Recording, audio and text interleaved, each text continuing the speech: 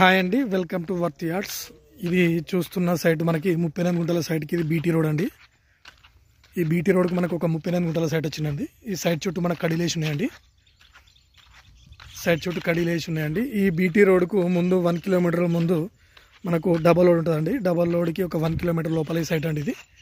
ఇది సైట్ చుట్టూ కడీలేసి ఉన్నాయి. మంచి రెడ్ సాయిల్ భూమి అండి.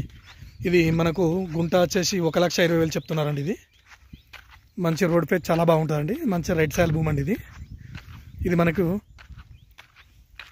కొమరవెల్లి టెంపుల్కు ఎగ్జాక్ట్లీ మనకు ఒక 20 కిలోమీటర్ దూరంలో ఉంటుందండి సైట్ వచ్చేసి. ఇది మనకు గజ్వేల్కి 45 ఉంటుందండి.